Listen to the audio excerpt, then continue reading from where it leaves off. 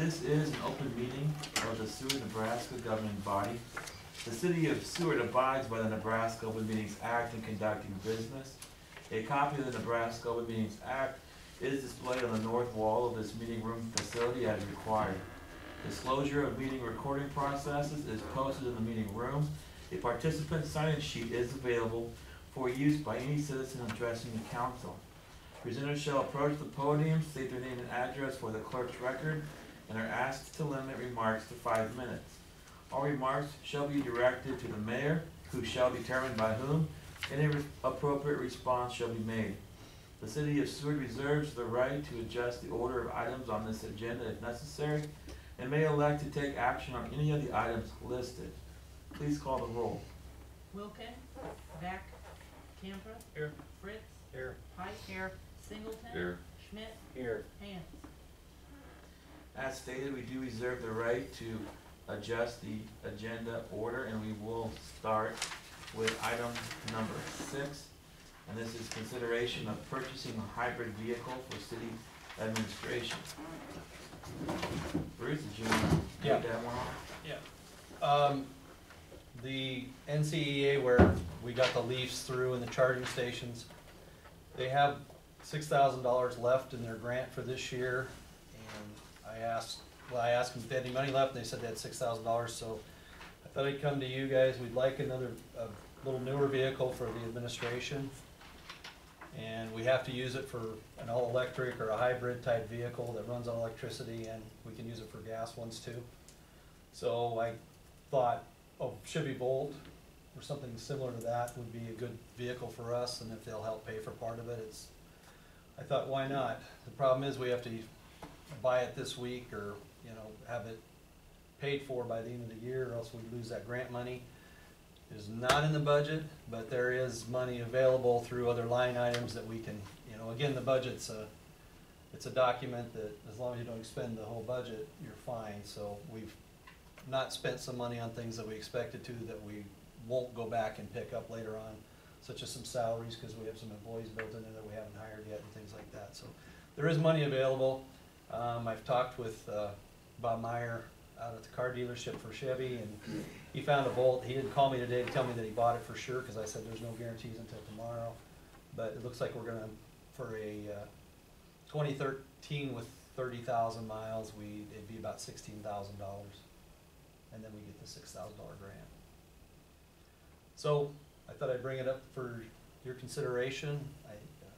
And explain the advantages between this and the Leaf. Okay. So the Leafs that we have are all electric. And so they can go, they say 90 miles, but if you use any heat or air conditioner or anything like that, it drops down pretty fast. So they're good for what we use them for around town, checking, doing meters, stuff like that, or John and Ed use the black one to go out and do building inspections and things like that. And then they charge them up at night at our charging stations. A Volt or a Prius type vehicle is electric until the batteries run dead, and then a gas engine kicks in to take over the power for it. So as we were saying, NPPD has one that they've been using for several years now. It's got almost 50,000 miles on it. I don't think they've had any problems with it, but it's averaged almost 50 miles to the gallon during that 50,000 miles. And the idea is, I'd like one like that, so we could take it to Lincoln, or we could take it to Grand Island, or out to Kearney, or even on the west. It doesn't matter, because you can go wherever you want to go. And it's environmentally, a little more environmentally friendly. I know we talk about some things like that, and that's why we did the Leafs and things. And I think it's kind of a good opportunity for us to get a nice vehicle for a minimal amount of money. Any questions or comments about item number 6? Sid? Bruce, with the lease of the all-electric ones, I'm assuming we would get out of at least one of those if we got this vehicle, right? No, we still would finish off that. Which is how long? Well, we had 2 payments with those. It was kind of a different deal. We made a payment up front, and then we got a payment, not this budget, but next year, and that'll pay it off. And that's for 2 of them. And they were each $30,000, and then we got like a $15,000 grant for those. So I think the whole amount was maybe $30,000 for 2 vehicles. Is what it worked out to be. So we made 1 payment, and then we'll make the 1 more payment.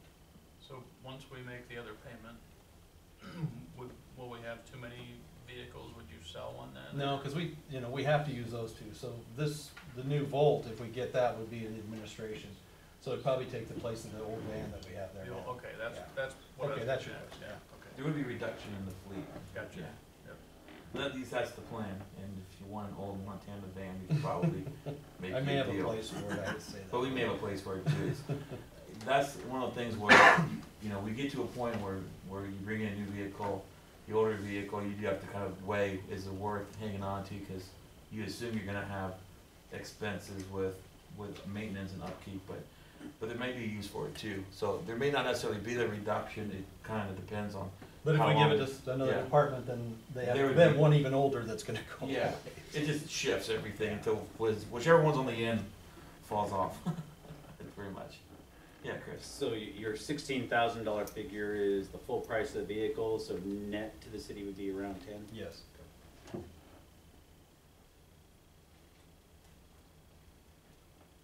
Any other questions or comments? So you just need a motion. Well, yes, if you decided you wanted to pursue this, we would need to do it presumably at this meeting, unless we held another special meeting between now and the end of the year.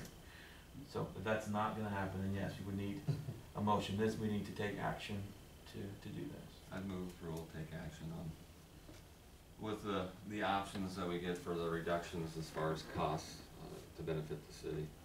And as long as we reduce the city fleet by one vehicle, right? They're not gonna reduce. I thought we're They're gonna shift. still, May not. it's gonna reduce one somewhere downstream, That would be the idea. right? I mean, I think that's. We just don't know for sure where it would, we don't know where the Montana would end up. Right. And so we don't know how bad the worst vehicle in that particular department would be. So we would evaluate it, and if it made sense, yeah, obviously we would get rid of that, whichever one falls off, would be the plan. But I would hate to guarantee that, cause without knowing for sure where it ends up. Okay, well, I guess it was Is that with the fair? word of an opportunity to reduce the fleet. Sure. Yeah, absolutely. That's the plan. Second. All right, we have a motion and a second. Is there any further discussion? Seeing none, please register your votes. Please display the votes. Voting yes are Camper, Fritz, Pike, Singleton, and Schmidt. Kelly just texted me and said he is stuck at the train, so he will be here momentarily.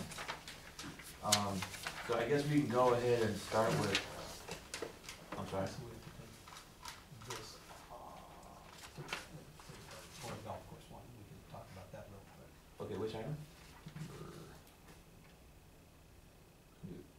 3. Okay. that's gonna be- We'll jump to 3 here real quick. Bruce, do you wanna take that too? Yeah, we're gonna table that item tonight. To be honest with you, this is the first time we've ever done a loan through a bank, a possible loan through a bank. And when they passed that law last summer, there's quite a few little strings attached, and we kinda missed that one. And it has to be in the ordinance form, and we did not have an ordinance ready for this meeting. And then we can talk about the financing here when we talk about the acquisition, but I just thought we could get that out of the way, that that's just gonna be tabled and it'll be put on the meeting for the 5th. So unless there's any objection, would someone care to make that motion? I move that we table item number 3. All right. Motion and second. Is there any discussion? Seeing none, please register your votes. Please display the votes. Voting yes are Schmidt, Singleton, Pike, Fritz, and Camper. Which one? Start one. Okay. We'll go ahead and start with number 1. This is the public hearing portion of the consideration of City of Seward acquisition of Seward Country Club, real and personal property. And like I said, Kelly should be here momentarily. Bruce, if you want to talk about that a little bit. Yeah, in order for us, anytime we buy any property, we have to have a public hearing before that, and we hadn't done that yet, so this is our opportunity to have the public hearing, so that's what we're doing. So with that, we'll go ahead and open up the public hearing portion of item number 1. We're in for the public wish to comment on item number 1. Seeing no one wishing to comment, then I'll close the public hearing portion of item number 1. Bruce, do you want to add anything? No, we'll just discuss golf course. I mean, do you want me to talk about the golf course a little bit? Or we can get into number, Right. unless you want to wait for number 2. did you wanna do anything else for one? It's up to you, Mayor. Okay, there'll be other discussion in item number 2. So for that portion, since we've held the public hearing and we've closed the public hearing, then that will complete item number 1. At this point, I think it probably makes sense to go to 4. I know this is getting That's fast. probably a little convoluted, but let's skip down to 4. We will come back to 2, I promise. For those of you worried about number 2, let's skip to 4. This is the presentation and consideration of the public power proposals. Bruce, did you want to start that? Well, the council approved going out for proposals for new power contract. NPPD is asking us to do a new 20-year power contract with them. And so the council approved having John Kraske at JK Consulting do a power supply proposal to see what else is out there available to us, if there was any savings for us, and pros and cons of that. And so John is here to discuss that. He did get some RFPs from different suppliers, and so he wants to do a presentation that's in your packet. Did you want to put it up on the screen, or you just good? Okay. I think all have this in their package, is that correct? Yes.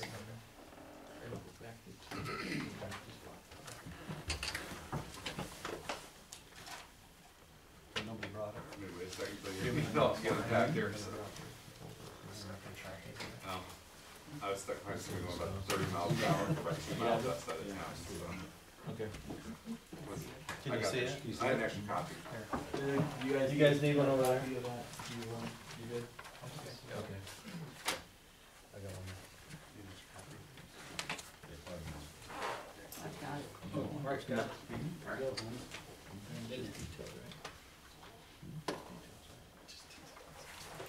Hey, Frank?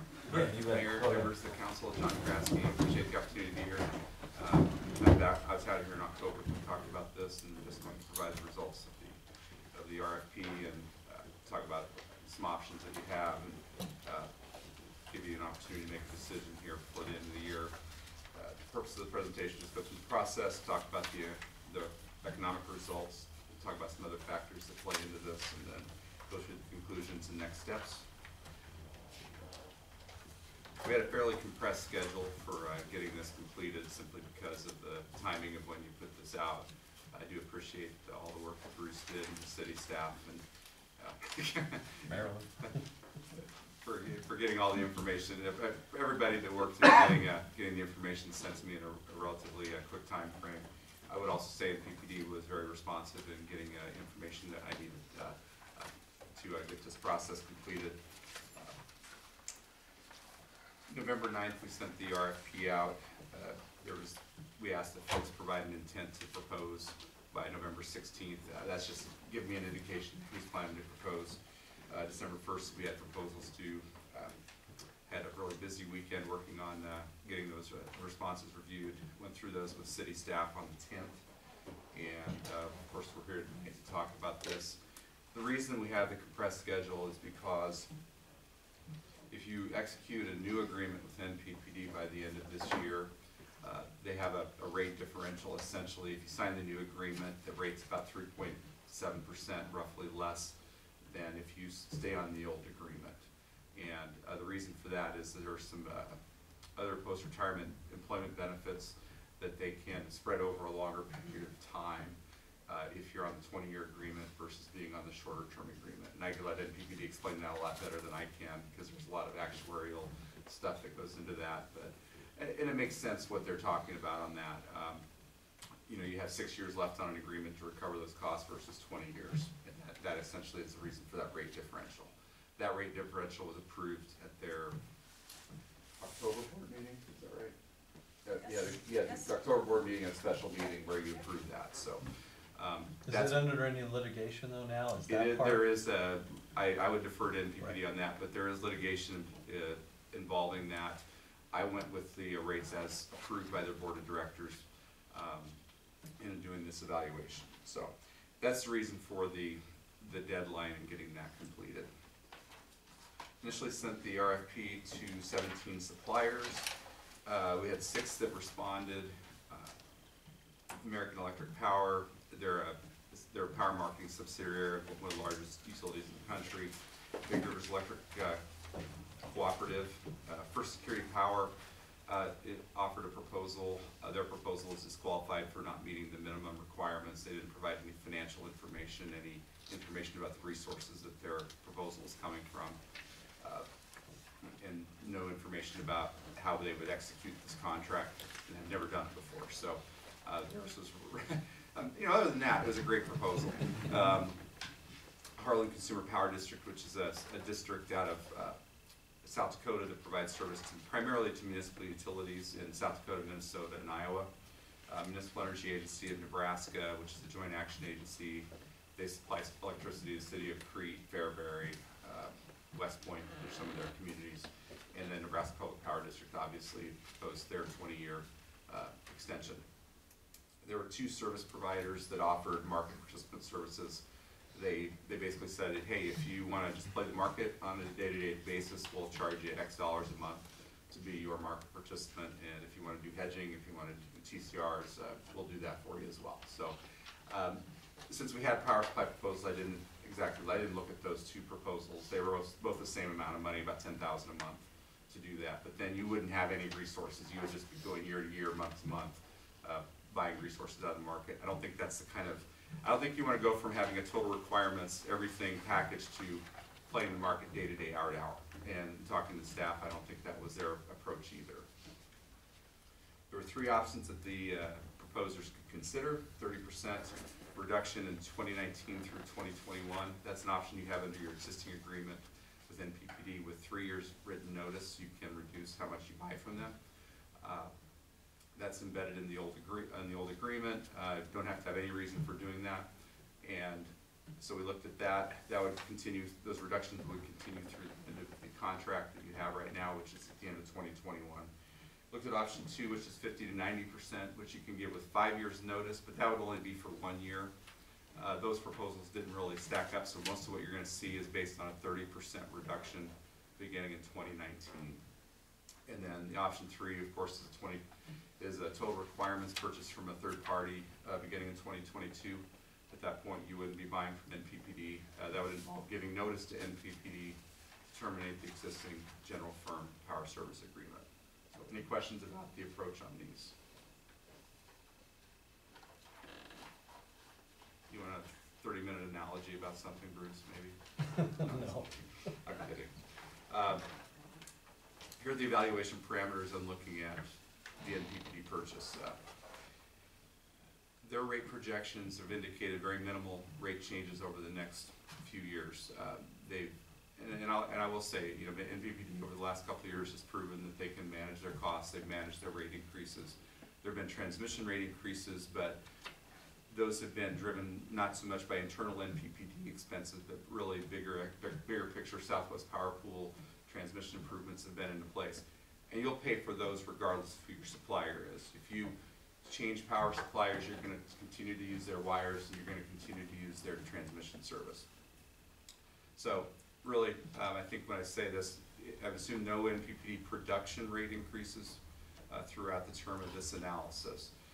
Assume no city load growth. I think that's that's simply based on current the current state of the electricity load growth market. There have been a lot of conservation measures that have been mandated by law in the last 5 to 10 years, things like compact fluorescent light bulbs at home. What I've seen with most of the clients I work with, particularly, not so much a city like Seward that is on the outskirts of Lincoln and seeing residential growth, but certainly some of the smaller communities I work with, if anything, they're seeing negative. They're seeing load decreases year over year because these conservation measures are going into place as people replace air conditioners and refrigerators. They're taking out something that uses electricity based on 20-year-old standards and putting it in with new standards. I think you'll continue to see some modest load growth just because of the Lincoln factor, but I think this in particular assumption, actually, what I'll say is it avoids the complication of, under the NPPD agreement, you can limit and then reduce your purchases so that you get a load growth from a third party. That's just a complication in the evaluation factor that I didn't want to to introduce and have to explain to the city council, so you know, just try to. Alternate suppliers, there would be a 3.7% adder on the NPPD contract through 2021. That's based on that, what I explained earlier with the post-retirement benefits. There would be a 30% reduction in your NPPD purchase in 2019, increasing to a 100% reduction in 2022. So any questions about those parameters?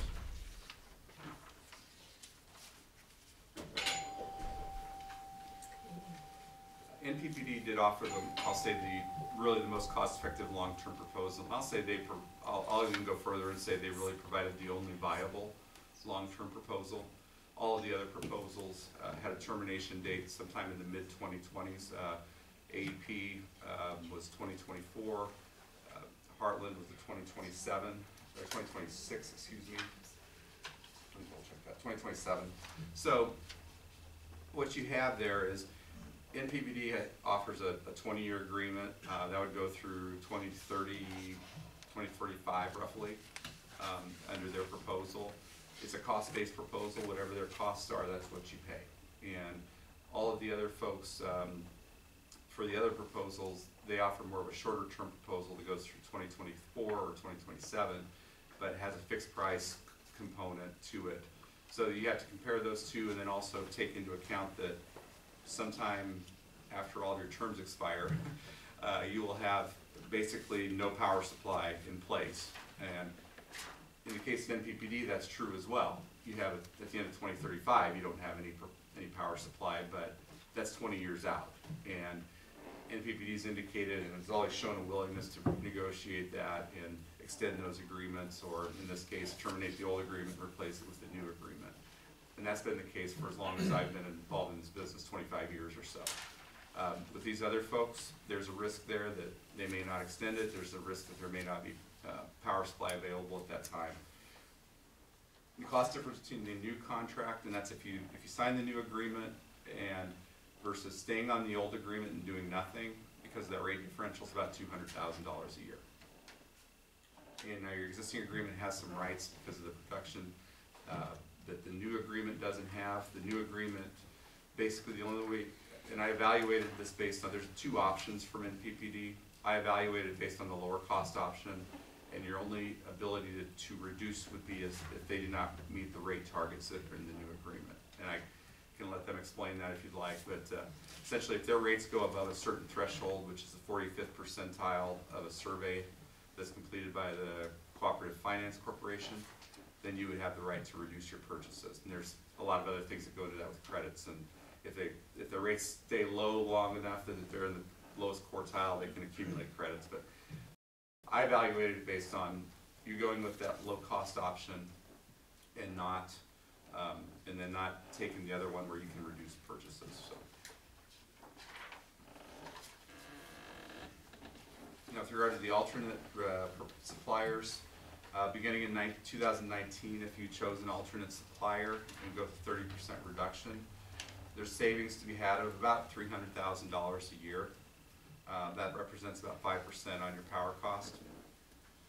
Now, if you go to 2022, where you can eliminate your purchases from NPPD altogether, that savings increases to about $1 million the first year, and then that decreases over time. The alternate proposals both include some escalation in 22, 23, 24, so which sees a reduction, then it starts to go back up. And you can see this graphically in the slide on page 10, or slide 10, that the top line is the NPPD line, and the blue line is the NPPD existing agreement.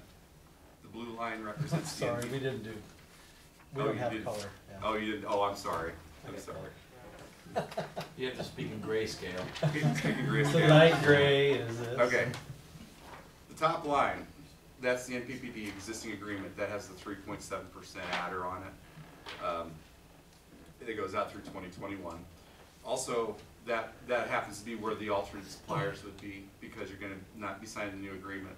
First 3 years, you can't reduce your purchases, so your costs from them are going to track with what NPPD is. The blue line is the NPPD wholesale. That's the lower line that goes all the way out to the end. That's if you sign the new agreement. It's lower cost than the old agreement. lower costs than your alternatives the first 3 years. 2019 through 2021, you have some savings. Basically on 30% of your power, it's lower cost than what the NPPD is. And then out of 22 and 23, when you reduce from 30% of your purchases to 100% reduction, then you would see some additional savings. And then I will say too, this line here will start to go up beyond 23.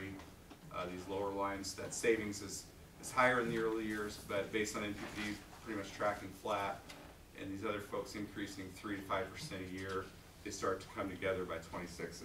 And Bruce, I'm going to apologize. I had a graph that went all the way out, and I'm not sure why it didn't get in this packet, but I can. It does have that savings that we talked about in the meeting, though. The next slide, on slide 11, this is just based on a dollars per megawatt hour basis, okay? So there's nothing really additional to explain there. But again, there are, I guess the key takeaway from these numbers, you're gonna pay more the next, if you decide to not sign a new agreement, you're gonna pay more the next 3 years, pending the outcome of litigation, of course. But based on the NPPD's approved rates, you're gonna pay more. You had the opportunity to save a little bit of money in 19, 20, 21. The potential to really save additional funds in 22, 23 through the end of 26. At that point, then you have nothing. And at that point, you have to secure additional supplies. You have some time, I will say, in the early 2020s. Typically, when I've been involved in negotiating for contracts like this, when there's some time left, you can go to that party and say, hey, we'd like to extend this for 2 or 3 years if the market's favorable. But you're in a situation where you're monitoring that market on a day-to-day, or month-to-month, year-to-year basis, trying to make that decision, making sure that you have that supply. The last thing you want to see happen, there's a city, I'll say, in the early 2000s that got to the end of their contract. They said, I don't want to pay that price for the next 3 years, so I'll sign a 1-year agreement. They signed a 1-year agreement with somebody, and then right in the middle of that year, the California crisis hit. Natural gas prices were $10 an MMBTU, and in the middle of the year, the people they were buying from at 3.5 cents said, well, if you want to buy from us next year, it'll be 8 cents a kilowatt hour. Basically, they said your rate will double. I don't want to put you in a situation like that. I mean, that's a risk you run, but it's one that you can manage. That I think you have to just watch the market, understand what's going on, and don't put yourself in a situation where you only have 3 months left on an agreement if you decide to go in a different direction. So again, I'll talk about potential strategies. There's the do nothing strategy. There is nothing requiring you to take any action with regard to your NPPD agreement tonight or next year or any time between now and the end of 2021. Nothing requiring you to do that. If you like the GFPS agreement and you're happy with NPPD as your supplier and you like the optionality that agreement gives you, just do nothing tonight, do nothing at the next meeting, do nothing for the next 5 years. But you will pay an additional 3.7% on your power bill. Option 2 is you can sign the NPPD 20-year agreement. That'll save you that 3.7%. And I'm using that term roughly. It's like 3.5 to 3 points. It depends on whether you say it's a savings or but it's roughly 3.7%. Third option would be to give NPPD intent to reduce your purchases by 30% in 2019 through 21. And then by the end of 2016, you can give NPPD notice to terminate the GFPS at the end of its term and begin purchasing 100% of your power supply from a third party. Those are the 3 options we laid out. Again, option 1, if you do nothing, it's $200,000 a year more, but it preserves a lot of rights you have in the existing agreement. Just one second. Yes, $200,000. Put it in perspective. What is our total that we're paying right now? Because yeah, that's a good question. to me, $200,000 is a lot of money, but it's almost $6.5 million a year. okay. So out of $6.5 million, we're talking about $200,000. You're talking 3.5% of your Okay. of your under power. So right.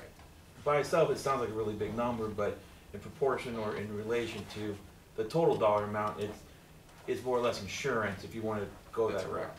If you want to maintain your options, I guess, it would be considered insurance. That's correct. So just putting that in Yeah, perspective. it's 3.5% of your Okay. power bill. It's, I didn't calculate it, but yes, yeah, you're right, in the scheme of in the scheme of your life and mine, yeah, that's a lot of money, you're right. But in the scheme of your total power cost, it's about 3.5%. If you wouldn't have given me $200,000, I would take it. But yes, I have an $18 million operating budget and 6.5 to That's correct. electric, okay. That's correct. I mean, it's not it's not an insignificant amount of money, but at the same time, when you talk, and I would say too, when you're talking about power expenditures over the next 10 years of $70 million,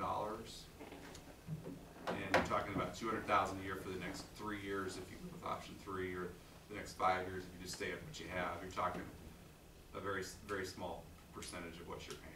I agree.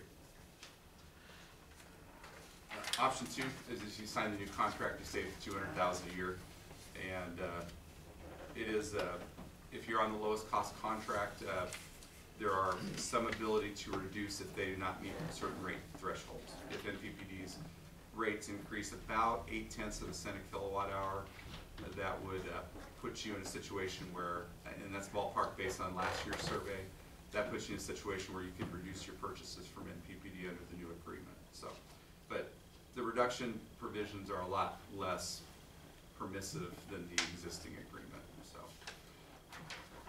and it is, like I said, they're the only one that really offer the long-term stability. But what you're trading for that long-term stability is long-term commitment. You're married to them for the next 20 years, and you're going to be paying their costs regardless of what they are. While there's every anticipation that those costs will be stable, there are certainly risks factors that come into play with environmental regulations, and you can name it, and NPPD will have to deal with it. Now, every other power supplier in this region is going to be dealing with those same types of issues. So, any questions on those two options? Does the council have any questions or comments this time? I think we're good so far. Okay. Option 3, now this is probably the one that's most out of your comfort zone, and that's the reduced terminate option. And it is higher cost for the next 3 years. That's very similar to option 1 in that if you're still on the existing GFPS agreement, you have no ability to reduce the first 3 years. You're paying an additional $200,000 for the next 3 years. But again, you have some potential savings, not in 2018, but in 2019 through 2021. You have the potential to maybe save some money, about $300,000 a year. And then beginning in 2022, some more significant savings that may be available. So,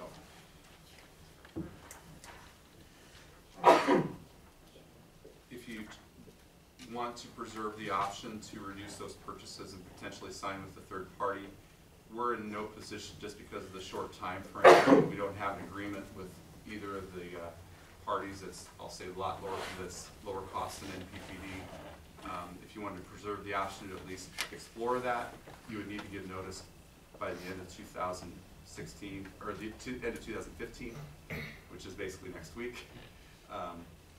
And that would preserve your options to reduce those purchases and potentially negotiate with a third party. And I would say too, and I'll defer to NPPD on this as well, I mean, they're gonna give some comments after this. There's nothing saying you can't give notice to reduce this, but then take under consideration the new agreement and perhaps execute that next month or at some point in the future. I'm not aware, I think that there may be a provision that they would have to take that to their Power Resource Advisory Board because it's outside of that time frame.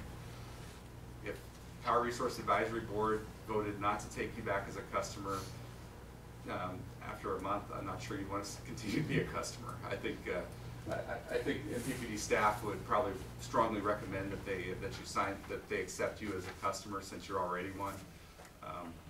But that is an option as well. And I will say too on option 3, again, we don't have those agreements finalized with those third parties. There's a lot of things that need to would need to occur. It's just simply with the compressed time frame, we didn't have a chance to get all that, I'll say complete package, just say, look, if you want to leave, if you want to reduce your purchases, this is where you go and this is what it looks like, okay? Slide 19, that's your economic assessment. Roughly, this is on a net present value basis. If you were to do the reduction, your net present value of your power costs are 27, or it's about $57.2 million. If you stay with NPPD, it's about $60.4 million. It's a little over $3 million. And that's on, again, that's a net present value basis back to 2016 dollars. Basically recognizes that money you spent next year, you're losing the interest on that for the next 7, 8, 9, 10 years versus money you spend in 27 has a lower value to you because it's just because of the time value of money. So, okay.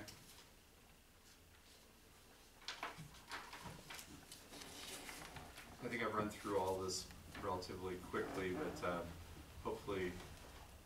I went well over the 5 minutes you give the public, but hopefully for a $60 million decision, it's due a little more consideration. We called this meeting for you, so this Okay. is the Well, least I we appreciate- can do is give you more time. I know, I appreciate that. I appreciate that. I was at a council meeting one time where it was a rate issue that what they were talking about, and I said, hey, I can spend an hour talking about this, or I can spend 15 minutes talking about this. And the mayor said, take your 15-minute presentation, cut it in half. So, but I do appreciate, going through this. Again, I'll just go through the conclusions really quickly. In terms of, if you want a long-term agreement, NPPD is your best option. There's no question about that in my mind. You sign it, forget it.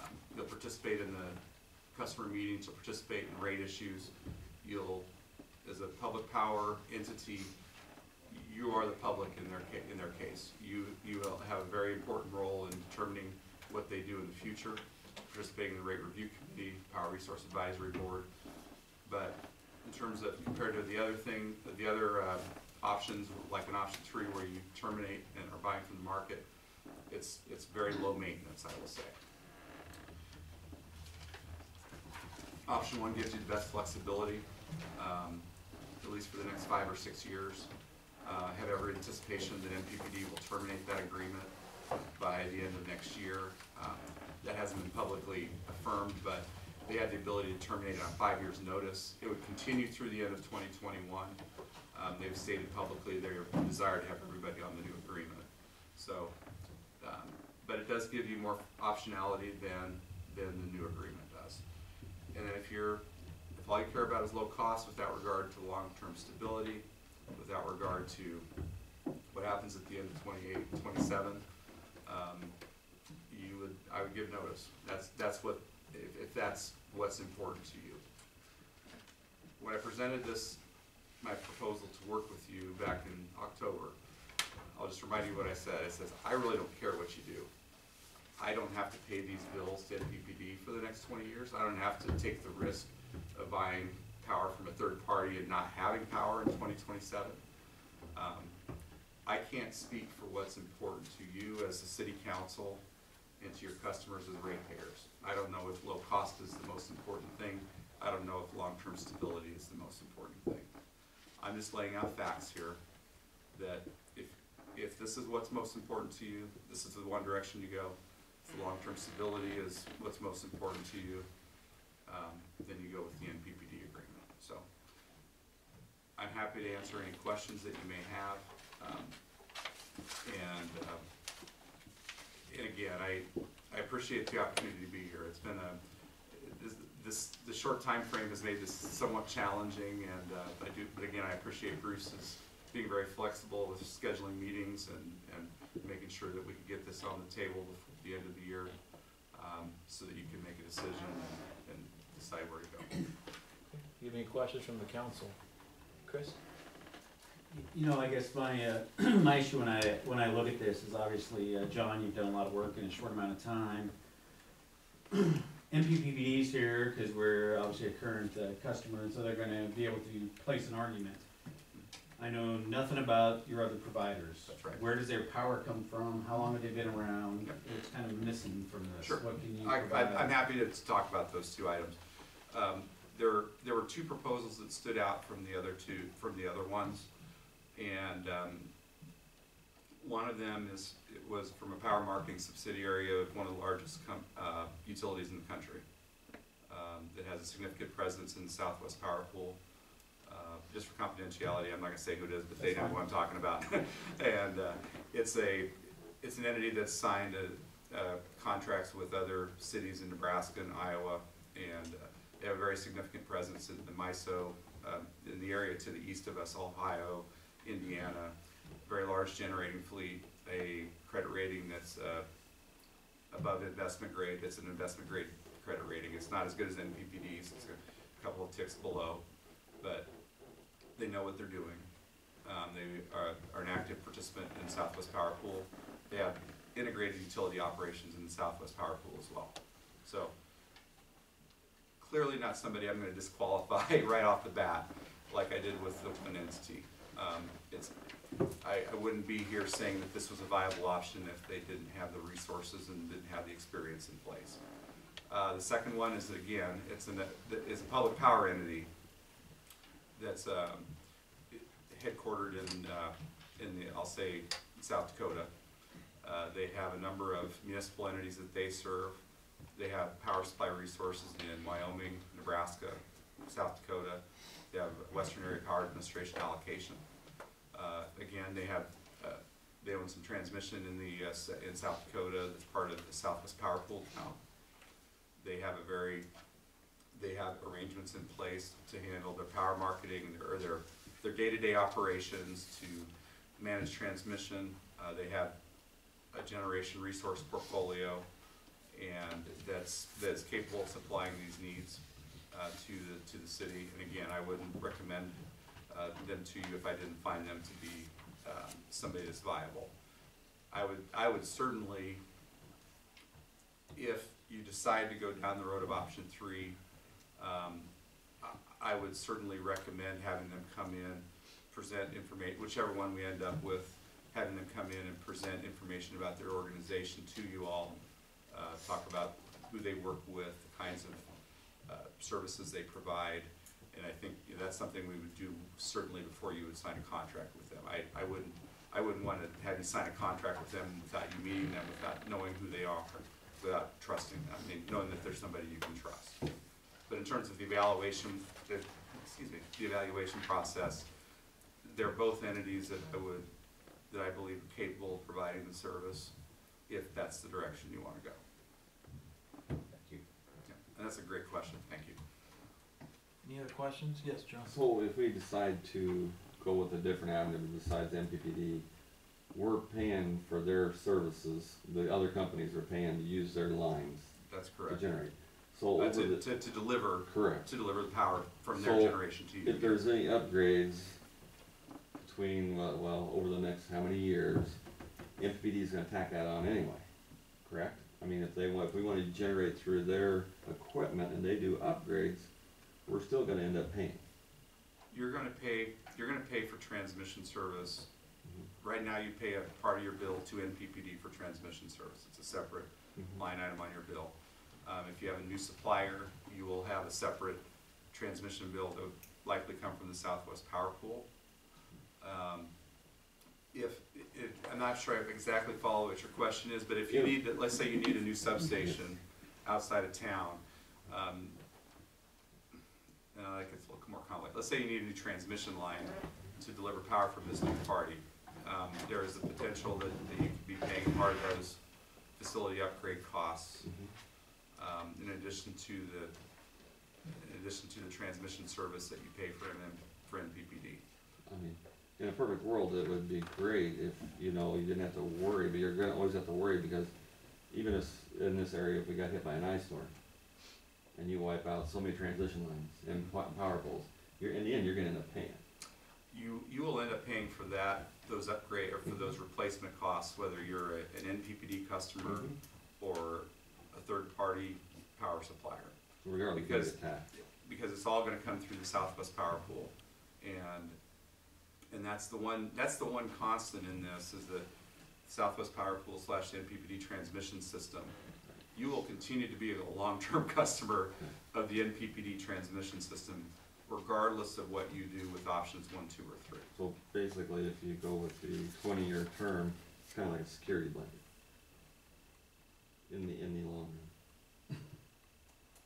Because you're going to benefit over time. You're gonna pay the transmission Yes. cost, I know, no but matter you're still who, gonna, no matter who you're still you're gonna getting it. benefit. That's what I'm Or- sorry. Maybe. Yeah. It's a gamble. I'm sorry, I'm not understanding what's the gamble. Anything that is gonna come down the pike, NPPD is going to, if we're not with them, could give us different charges. No. It goes No. due south because of. And with regard to the transmission, they have to, their rates are all through the Southwest Power Pool. I'm talking just strictly transmission. Those rates go through the Southwest Power Pool. There's a filed rate formula that they update on an annual basis. And those costs would get recovered on the same basis that they recover the costs from their other transmission customers.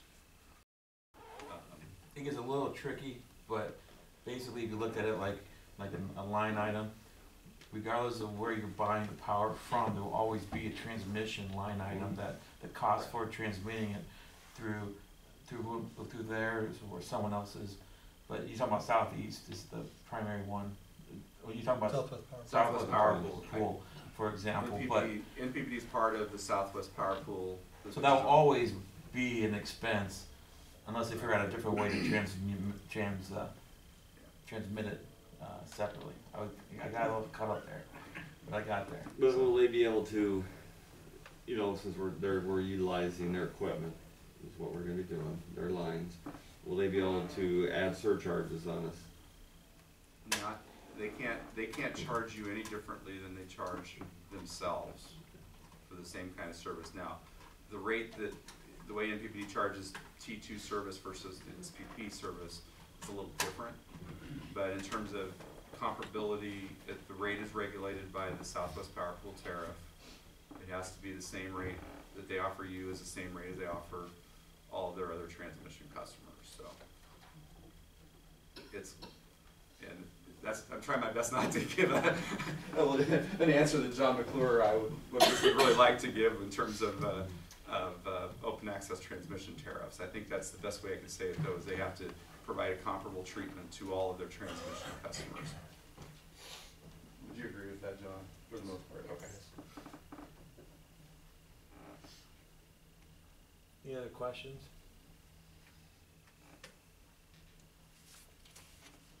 All right, we reserve the right to ask you questions later, That's fine. but I appreciate They're it. still under oath. yeah, I'm still under oath. we appreciate. I didn't say anything here that would to get me in trouble with perjury. No, I'm you're sure you have fine. that. So. I'm sure you're fine. All right, I'll. Thank you. All right.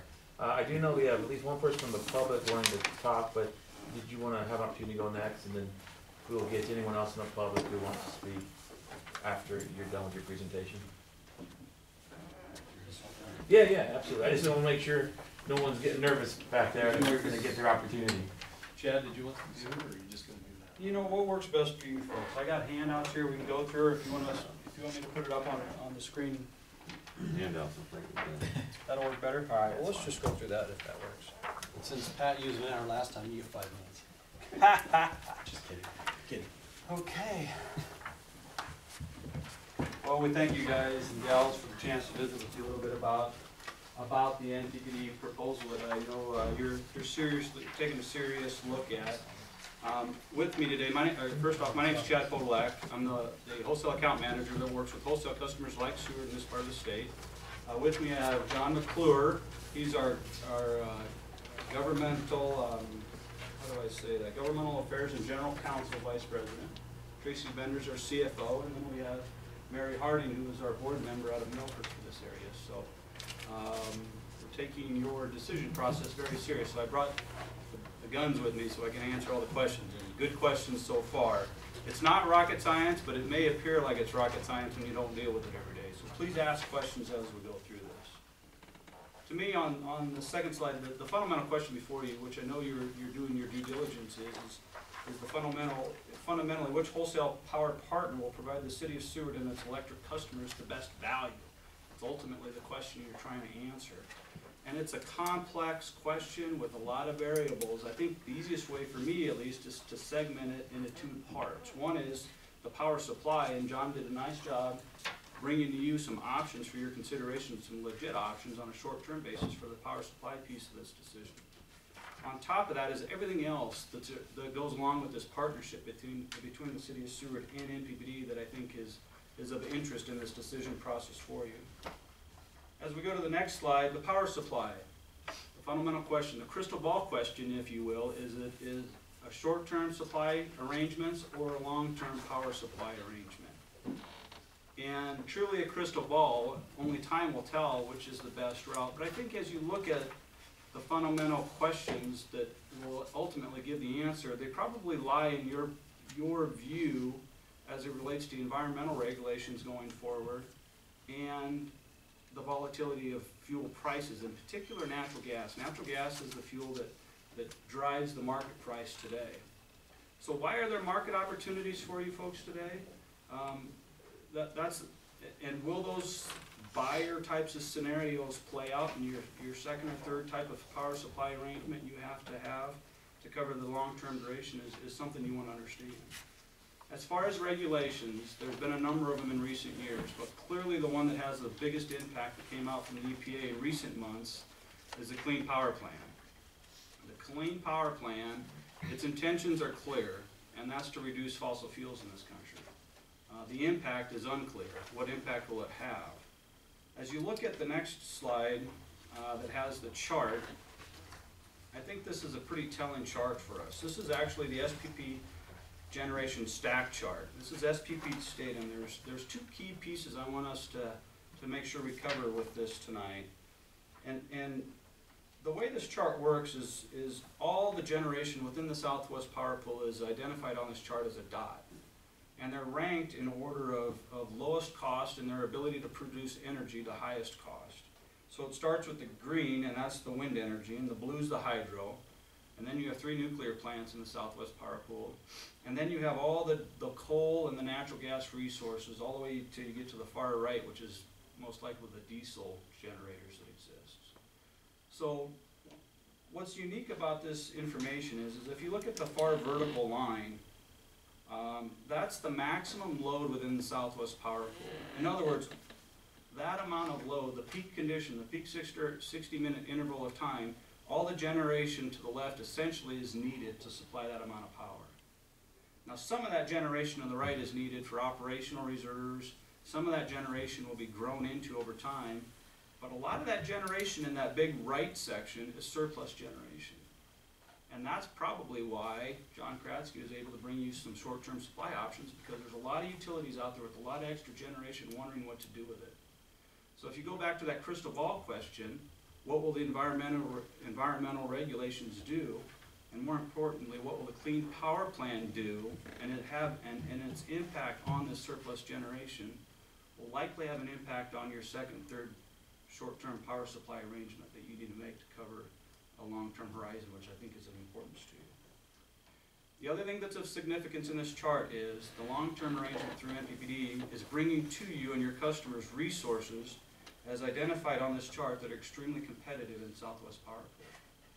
So if you believe natural gas prices will not stay steady and they'll be volatile, as that market price goes up because natural gas prices go up, NPPD's resources will have that much more ability to earn margins, which will provide rate relief for our wholesale customers and manage that exposure for you.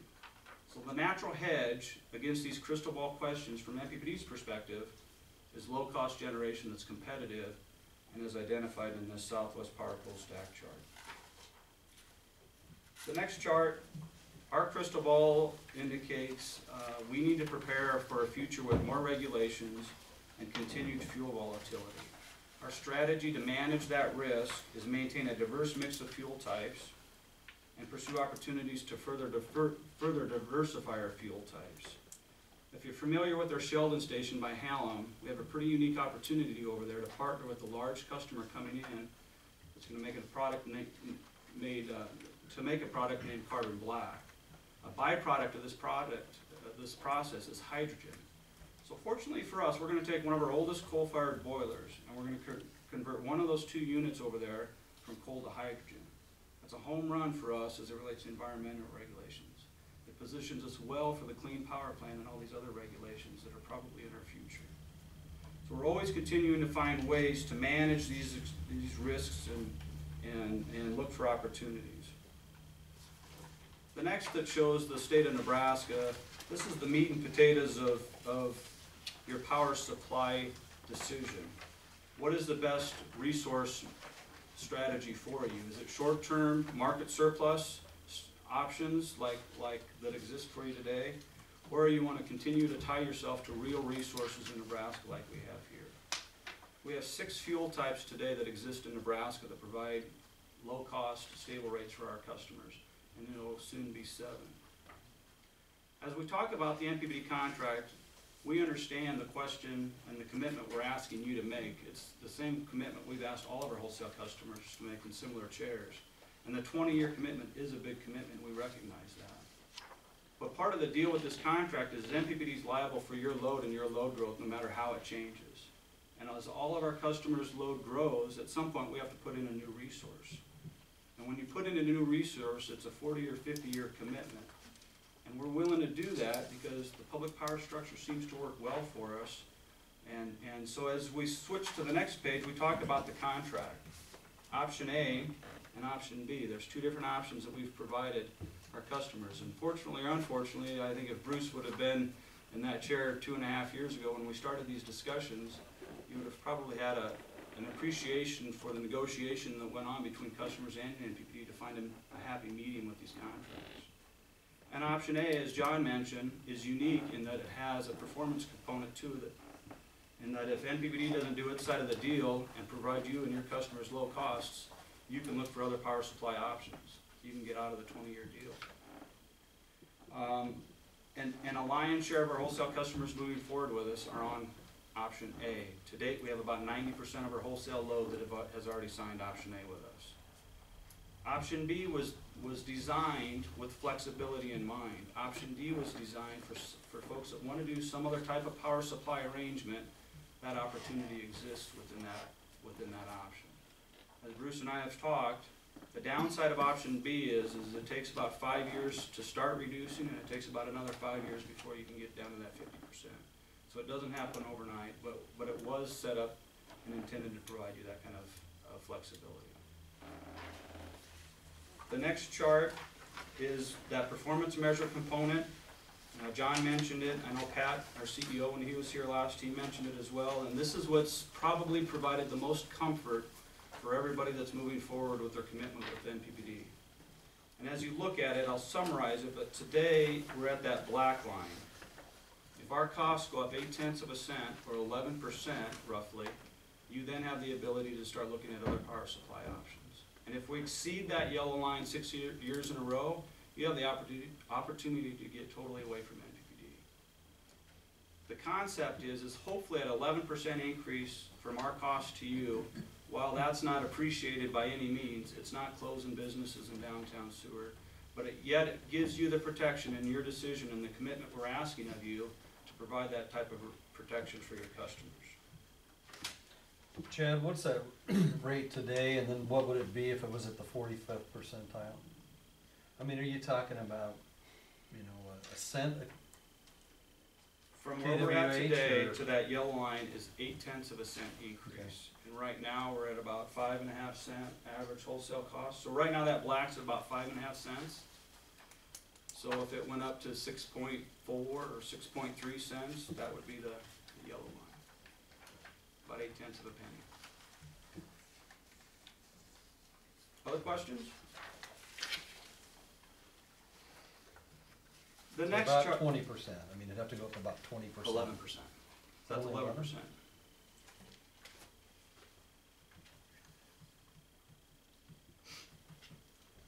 No, that's, I guess my math's not very good, because I figured a penny on a nickel is 20%, so. I do the same math. Is that the new math that they teach these days? I Okay. hate- I hate to work new math in a group like this. Okay. The next chart is one that I really want to make sure you folks understand in this decision. I talked earlier, you can almost segment this decision into two parts. One is the electron and one's everything else. Now we're talking about that everything else. And this is what I think is of significance in some regards. My hopes are that Larry Ruther and his folks, if you start at the top left and we just kind of work our way around briefly, the equipment inventory and access is appreciated. I know Larry Ray doesn't typically carry 60-foot long poles. He needed one a few months ago and we were able to help him because he has access to a large inventory over in York. Equipment testing and troubleshooting. We had some power quality issues with Walmart a while back. We came in and brought in some experts and went in through the substation and found the issues with your equipment. Storm restoration support, mobile generators and transformers. Our wholesale customers are number one as it relates to keeping the lights on after the storm or getting the lights back on after a storm. A recent example I had with this is Sutton last year had a tornado come through. Smoked the town on about 5 o'clock on a Sunday night. That next morning we had 18 different linemen from across Nebraska come in there and put their lights up, put their wires back up in the air. We also rolled in a mobile generator, pulled it in with a semi, and we lit up different feeds in town to try to give power to people as soon as we can. What is that worth? I think if you ask the city of Sutton, they'll tell you it's worth a lot. They were one of the first wholesale customers that signed the new contract with us.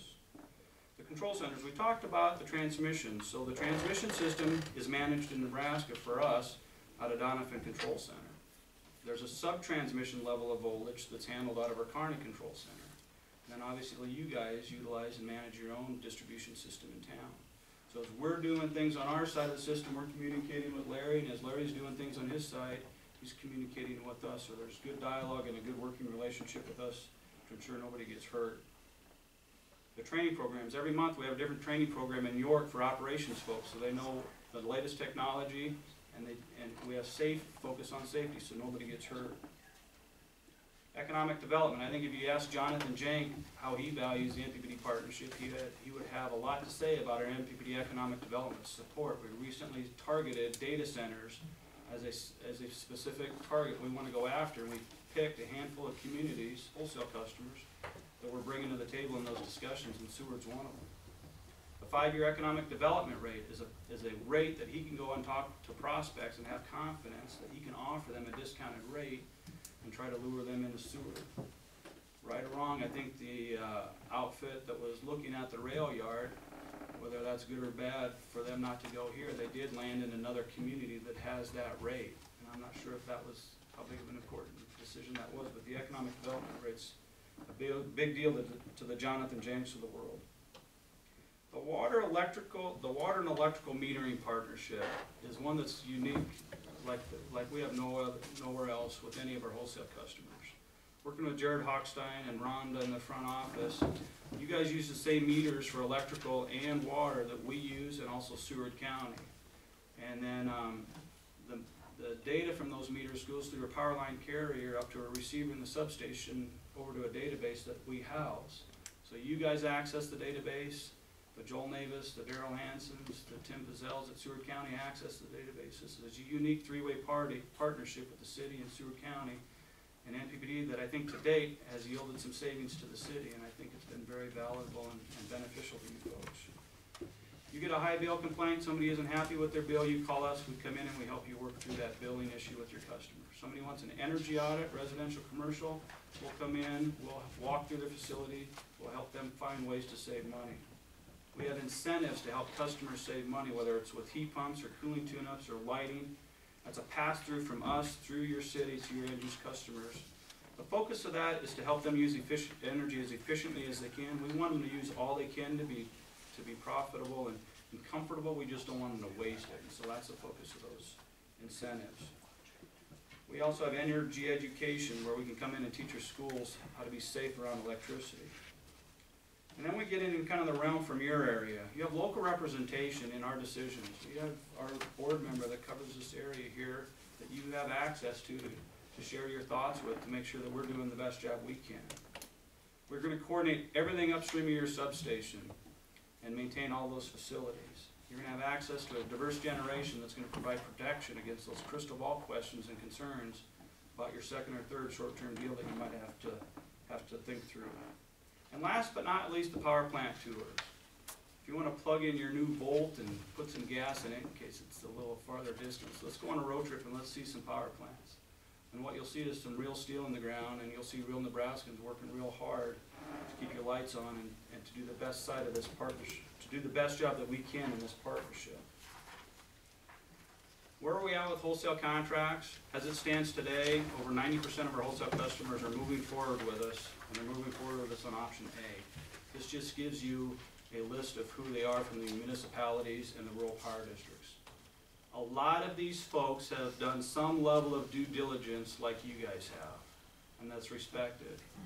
All of these folks have given up the short-term savings rather than walking away from the steel in the ground that I think is providing some value to them. So if I was to summarize why we have the lion's share of our wholesale customers moving forward with us, I'd say it's peace of mind, protection, and the package. Peace of mind knowing NPPD is going to manage everything for you for the next 20 years. You don't have to worry about, should we extend our short-term contract? Should we get into another contract? Who are these outfits that we may or may not know today? And we're going to do that in a fashion that's with the same passion and long-term focus on cost and rate stability as you folks have. The protection piece is really a two-part piece. The first part is you're going to go into the next 20 years with a diverse generation mix to provide you protection against those crystal ball concerns. And the second part of that protection piece is you have a contract that if we don't deliver on our side of the deal and provide you low costs, you can do something else from a power supply standpoint. And the third piece is the package. There's a lot of things that are done between NPPD and the city of Seward. And I can assure you there's a number of NPPD employees, and I suspect even some city employees, that are interested in this partnership moving forward as well. The next page shows some contact information. You're welcome to email, call with any questions that you may have. And that's all I had in this presentation. Questions, thoughts, concerns? Chad, I just want to ask you a question. Obviously, we've worked together in the past, and I've been to a lot of those economic development meetings with you.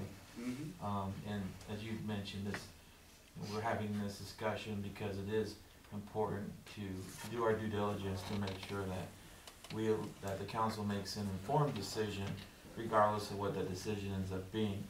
One of the things I don't know if I would say I take issue with, but you say it's a 20-year commitment, and then that was one of the things that was mentioned about the importance of, do you want to have that kind of stability for 20 years? But the reality is that if we sign that 20-year commitment, it starts here in year 15 of the current contract, right? It would start January 1 of 16 if you right. move So you forward. shave. So of our current contract, we're cutting it short by how many years? It would start 2016 and run for 20 years. Right, but So our it's current next- contract that we have right now, would end right, and be replaced as this new one. which is good, which would be good for another 4 years. Otherwise, 5 years. Our current contract is how many years? Your current contract will take you through the end of 2021. Okay, so that's another 6 years. And so if you sign the new contract, option A, that one goes away. But so my point is that you're shaving off 6 years of our current contract. Right, yeah. And then in year 15 of the next contract, you're going to come back and shave off another 5 years. So really, you're saying it's a 20-year contract, but whether it's Common Core math or math I grew up with, it's really around 10 years of the contract before either a new one lapses, the old one lapses, the new one starts. So the benefit really isn't 20 years. Well, you have the opportunity to run your current contract its full 20 years. Right.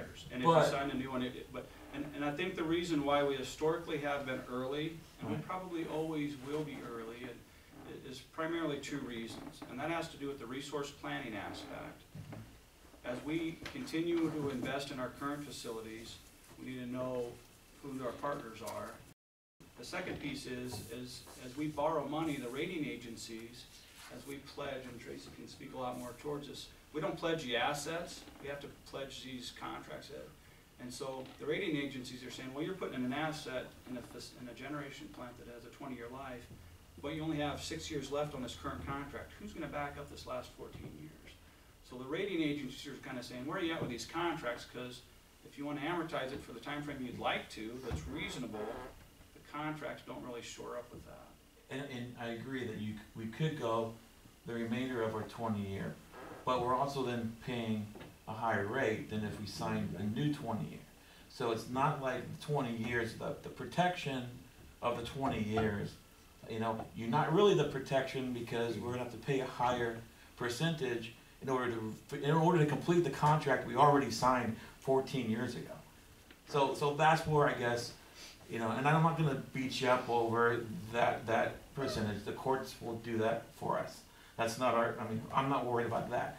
But my point is that to say I just wanna make sure everyone understands, to say there's a 20-year contract isn't, in all practicality, won't be a 20-year contract, because our current one would get shaved, and the next one you probably would be here before the end of that to start a new 20-year contract. So we won't ever probably see the end of that unless we went away from NPPD. But I just wanted to make sure that we're all on the same page and understand that. I mean, the stability that you're talking about, yeah, it's still, it'll say in all practicality, it might be a 10-year stability, but it's not like, I guess, a 20-year. And if I'm completely wrong, obviously, you have the floor and clarify it. But that's kind of where the math just gets a little sticky for me. Right. Your perception is correct. And to the comment about having to pay a little extra to run the current contract out, I'll assure you there was a lot of input from wholesale customers that doesn't play out on this next contract because of the issues and the concerns that did raise. So there's wording in the new contract where we're going to manage that playing out again. But you're correct. We will probably be back before the end of this next contract having discussions as we continue to make investments in resources and needing to know what kind of load we're liable for so that we match up the decisions with the load that we're responsible. That was my only soapbox. That was good. But That was a good observation. Any questions from the council or comments at this time? Sid? Just a comment, Chad, my big question was regarding, the EPA coal standards, which it looks like you guys have handled here, and just to clarify my perception, that CFC target is really what that's related to, right? Probably not. That's 40, because, anyway, my biggest concern, because obviously the company I work for is in the power industry, and we work with, a lot of customers nationwide, but we've seen a lot of utilities across the country have to really reallocate assets or capital expenditures to deal with like the EPA's specifically emissions standards. And I realize, especially according to your chart, that like Gerald Gentleman is like probably the cleanest coal burning power plant in the country. The cheapest. Cheapest and variable energy. emissions wise, I mean, it's like way down there, which is awesome. John And so, addresses that. Yeah. He has the environmental. I'll sign in. okay, great. And then I'll make sure I sign in. Again, I'm John McClure, and I'm Vice President of Governmental Affairs. I have environmental, governmental affairs, legal, water policy, and corporate communications.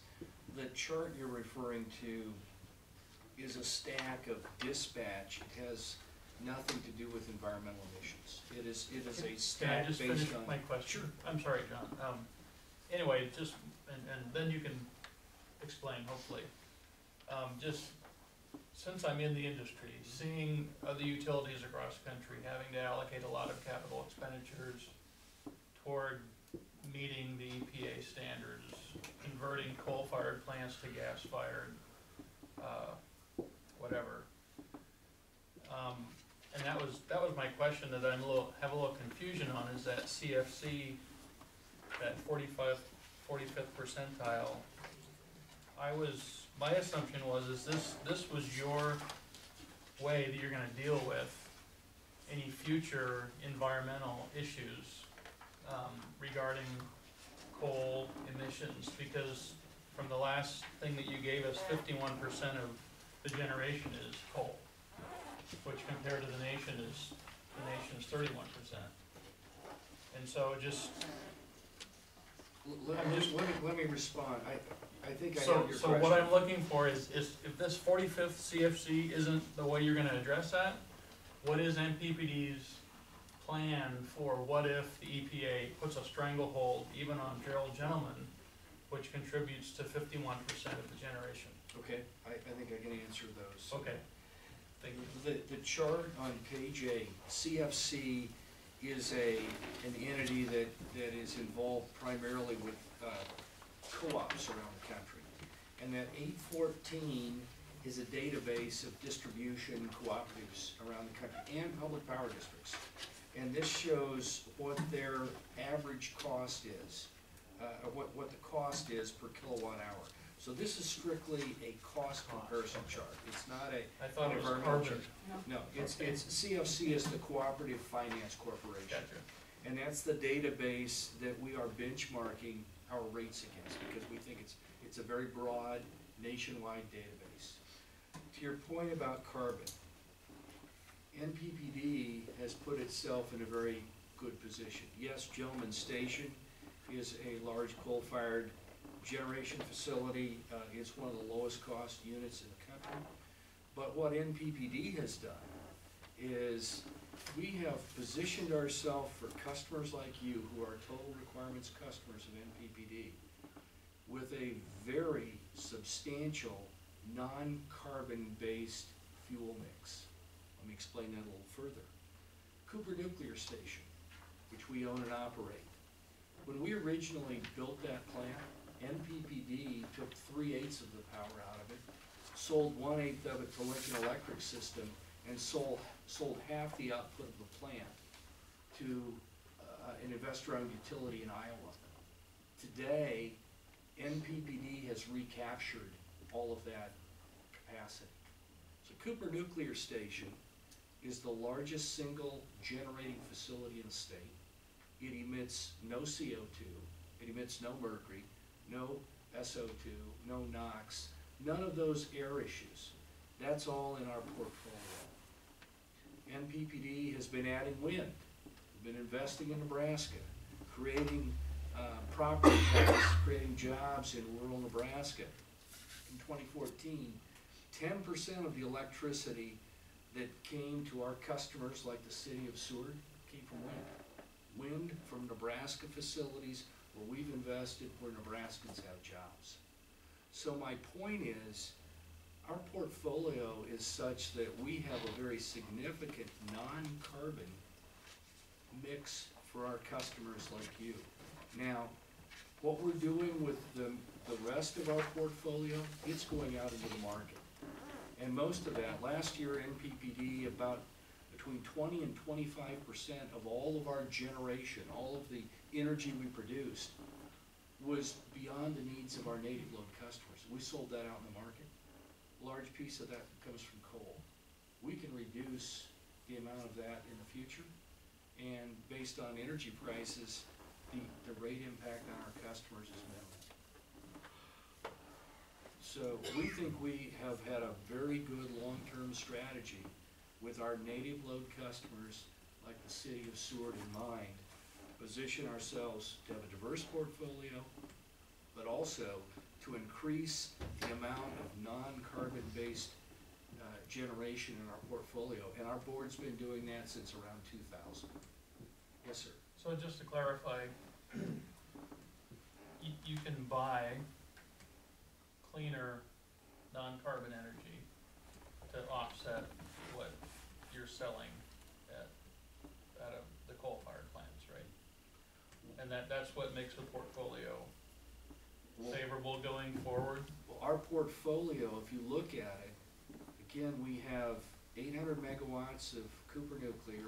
We have a small sale going out of that, but that can all be dedicated. That's all being paid for in your rates today, that nuclear plant. You're getting the value of that.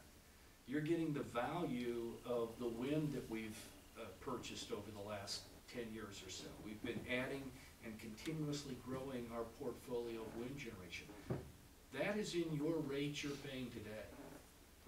And that's so a good thing? It's a good thing because it's a diverse portfolio. And you know what the rates are today, and again, we benchmark NPD's rates today against this database, and we're in the lowest 30%, I believe. We were 27th in this database out of 814 purchasing utilities around the country. So we think we have positioned ourselves well. And one of our strategies, you know, if we're going to reduce CO2, that means you'll have less power out of coal plants. If you look in this region, NPPD is much more carbon-free than most of the utilities in this region. So we think we're positioned well for the future. Is there a question over here? Any questions or comments? Chris, did you have something? A lot of numbers running through my head right now. You wanna think about that? So, well, I got two questions, I guess, just for the sake of, due diligence. So what percent of the energy being produced by NPPD is coal? The Today, 51 that he threw out? the number today, Tracy, we'll get a number. That was what was in your flyer that you Of handed our out last total time. generation, I'd say last year we probably had, 2014, it was energy 51.7%. so that's of all the electricity we produce. That includes what we sell beyond the needs of our customers. As I indicated, in 2014, over 20% of our electricity went beyond what we needed to serve our own customers. Okay, that was my What we next produced. question. So out of all the energy being produced, about 20% of it's being sold. Beyond, if you look at what we need for our own native Yes. load, and then you look at what we're selling beyond the needs into the market, it's a little over 20% for 2014. And again, we take the margin from those sales and it comes back for the benefit of our customers. But that margin has been shrinking, as it has for everyone. I did want to make one other quick comment on the notion of the 20 years, and I absolutely agree with the mayor's observation that we probably won't get to 20 years. I don't think you'll find any long-term power supplier, whether it's public power or cooperative, that will run one of those contracts to the end because of, again, having a revenue stream to match up with the intense capital demands of this industry. And I wasn't suggesting we would find someone to do a 20-year, and it would be a full 20 years. It's just that one of the points that was made earlier was that one of the benefits of staying with NPPD is that you have a longer term commitment, but in reality, the longer term isn't as long as a true 20 years. It's somewhere less than that, and I don't know what a typical on the market, if it were for, I don't know, a 5-year period, or I don't know what a typical contract would be, because like you said, you're not gonna go out much farther, because at some point the surplus is no longer a surplus. And so, but my point was somewhere between that number, which may be around 5 years, and somewhere less than 20, and looks like it could be closer to 15, to maybe even closer to 10, if you add what you cut off from last contract, and then you subtract what gets cut off from the next contract.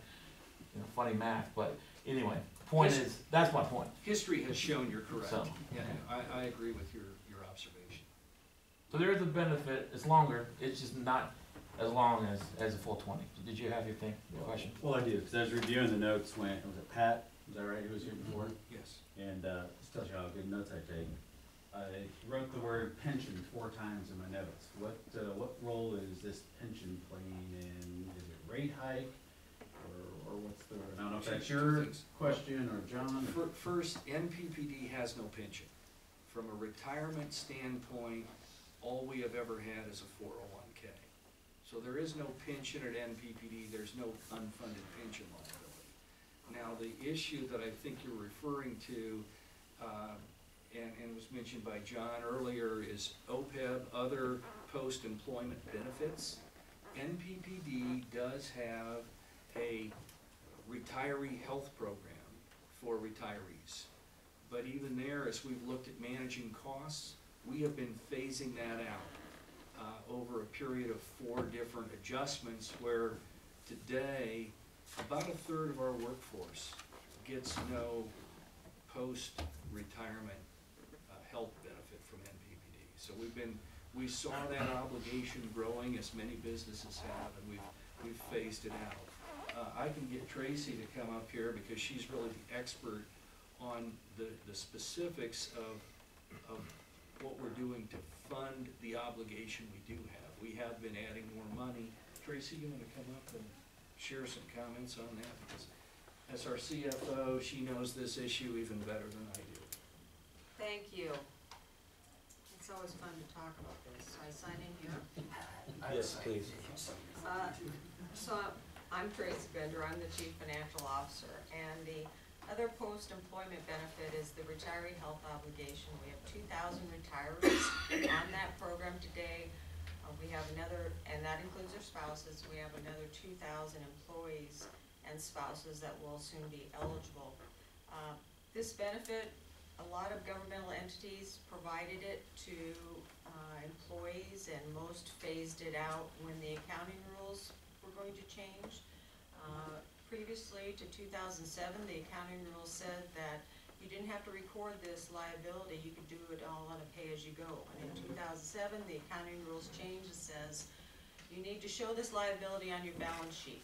So when we changed in 2007, we also recommended at that point in time, we not only do and fund the program and as pay-as-you-go, because as you can imagine, this program is associated with past service primarily, especially as it's been phased out. So we made a recommendation to the board, no longer fund it on as pay-as-you-go, start funding and setting aside monies in a trust fund to try to minimize the total cost associated with the program. And we have several times since 2007 recommended to the board a certain amount to be funded in addition to the pay-as-you-go amount for the retirees, and that amount has been included in rates. A couple of years ago,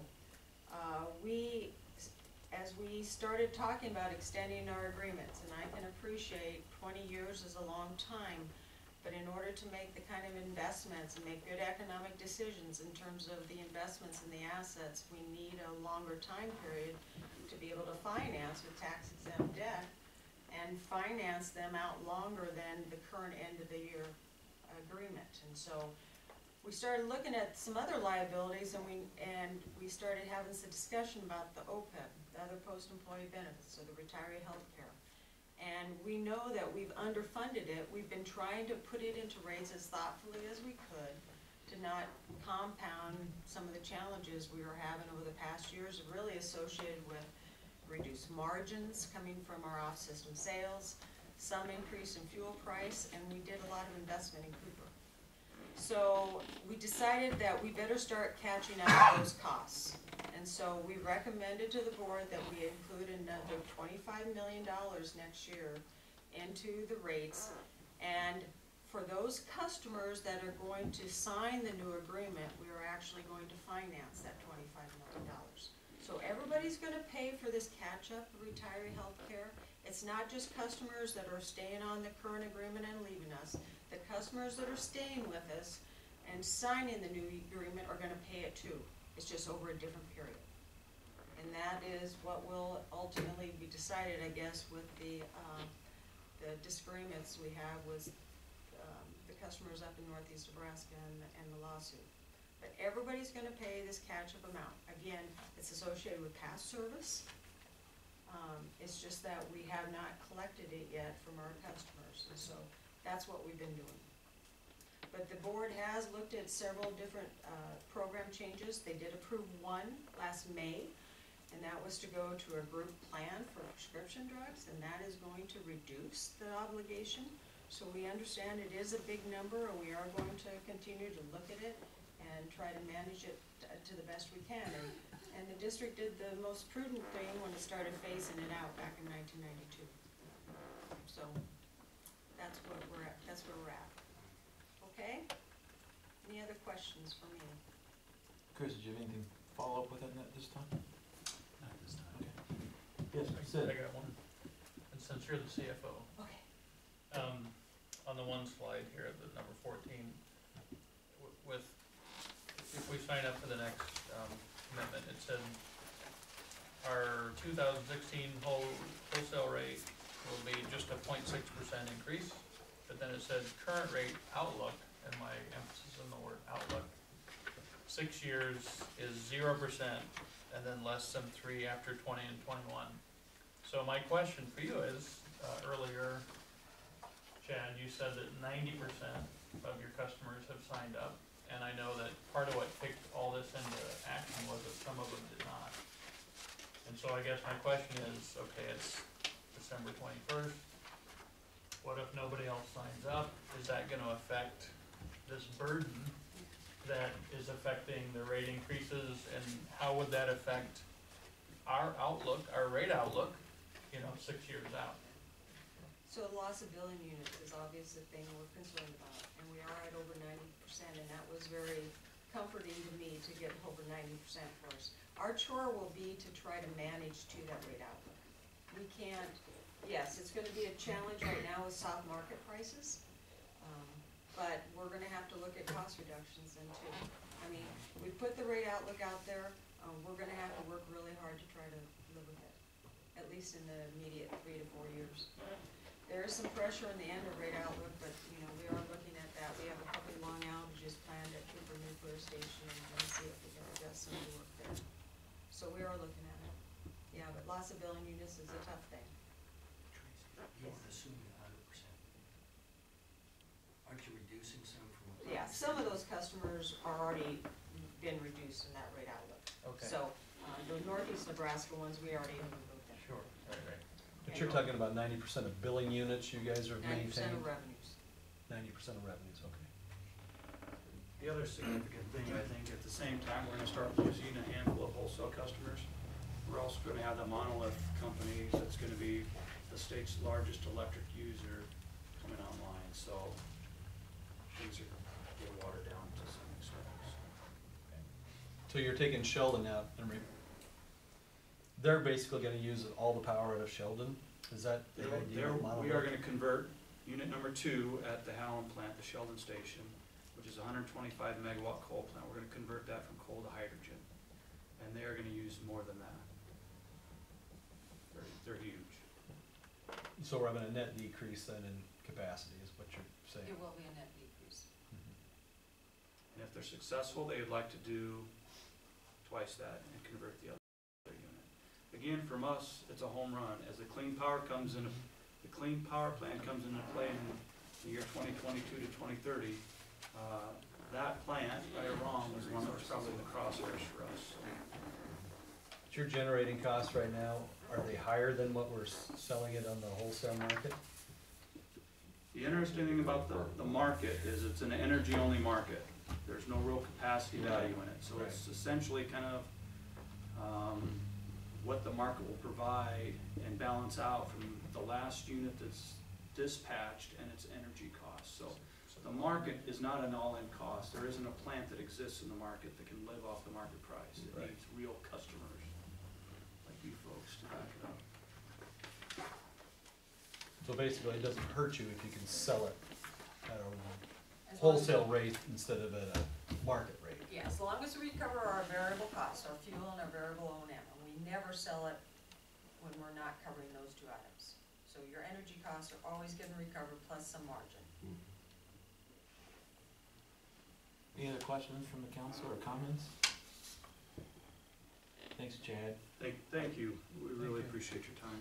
I do know we have some members of the public wishing to comment on this. Ken, did you want to come up and talk? Yeah, welcome. You gotta sign in though, Okay. at some point, sign in.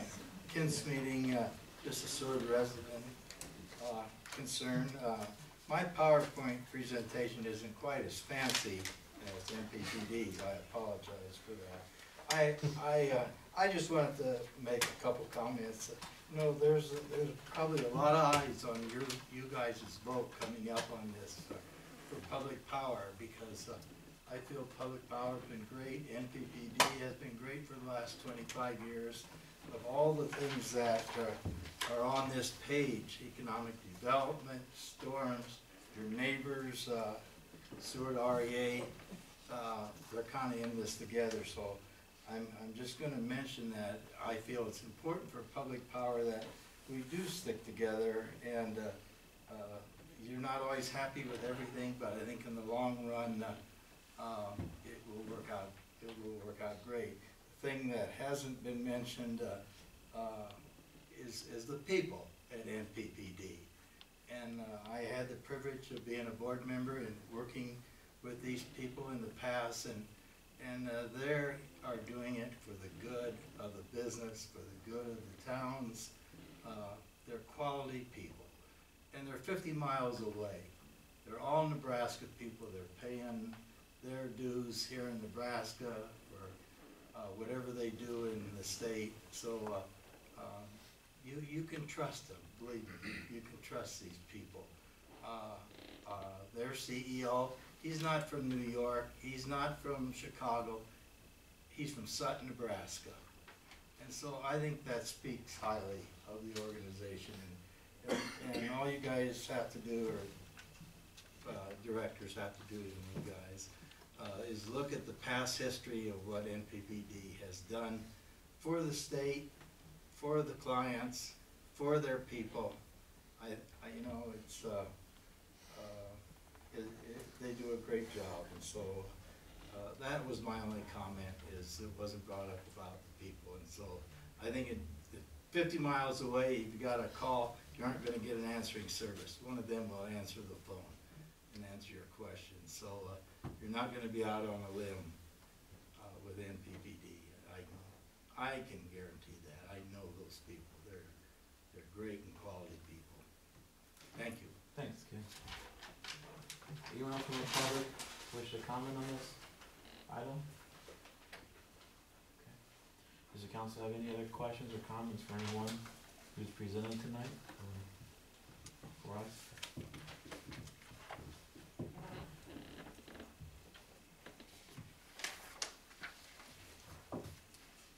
I make the motion. Yes. I'd like to move that we go ahead and sign contract option A. Okay. We have a motion to sign contract with the PPD for option A. Second. We have a motion and a second. Is there any further discussion? Seeing none, please register your votes. Please sway the vote. Voting yes are Camper, Fritz, Pike, Singleton, and Schmidt. All right, motion carries. Thank you. Thank you. Thank you. We start eliminating the 5 then. Yeah. Yeah. So that just, okay, so we're signing a new 20-year Right. contract. All right, we'll then go to, just so everyone knows, that does eliminate item number 5 from the agenda, so thank you. So we'll then move back to item number 2, this is the consideration of City of Seward acquisition of Seward Country Club real and personal property. Kelly, did you wanna? Yeah, I would suggest that the council What's that? move to go into closed session so I can get further negotiation guidance with respect to the asset purchase agreement. Okay, and we did do the public hearing for number 1 already, so, would a council member like to make the motion for the reasons stated? So move. Okay. And that's for a period of 20 minutes to include myself and the mayor and Bruce. All right. For the protection of the public interest as well. Okay, so let me just back up a second here. We didn't have a contract. Did you print off my sheet? No, I don't have to print out. I didn't have in front of me. Text me when you're done. Are we okay? With this motion, I'm discussing the last. Okay, okay, so we've had the, okay, so the motion that Kelly is asking someone to make is to go into executive session to discuss the possible purchase of the country club property for not to exceed 20 minutes for the protection of the public good. Is that the motion you'd like, would someone like to make that motion? I made it already and I'll Sid, move it. okay, Second. And motion has been seconded. So the motion again, the motion again is to go into, executive session to discuss the possible purchase of the country club property for a time not to exceed 20 minutes for the protection of the public good. Your motion and a second. Please register your votes. Please display the votes. Voting yes are Camper, Fritz, Pike, Singleton, and Schmidt. Alright.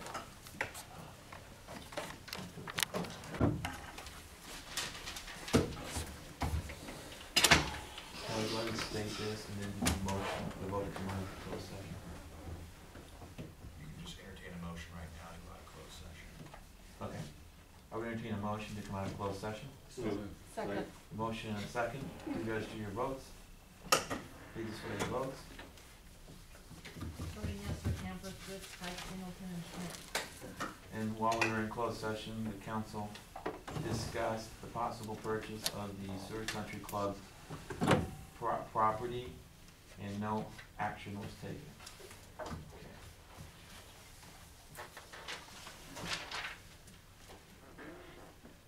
Again, just to repeat, this is item number 2. This is a consideration of City of Seward acquisition of Seward Country Club real and personal property. Kelly, did you wanna? Yeah, I'd like the council to consider a motion to direct the mayor and myself to continue negotiations and for the mayor to enter into a purchase agreement consistent with the latest draft that's been circulated. Okay, any questions or comments from the council? Otherwise, I would entertain a motion. All right, the motion has been made. The motion and a second. Is there any further discussion? Seeing none, please register your votes. Please display the votes. Voting yes are Camper, Fritz, Pike, Singleton, and Schmidt. As I stated earlier, with the item of number 4 being resolved, we no longer need to address item number 5.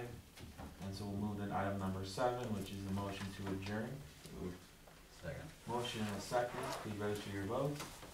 Please display the votes. Voting yes are Schmidt, Singleton, Pike, Fritz, and Camper. All right, thank you, and Merry Christmas. Yeah.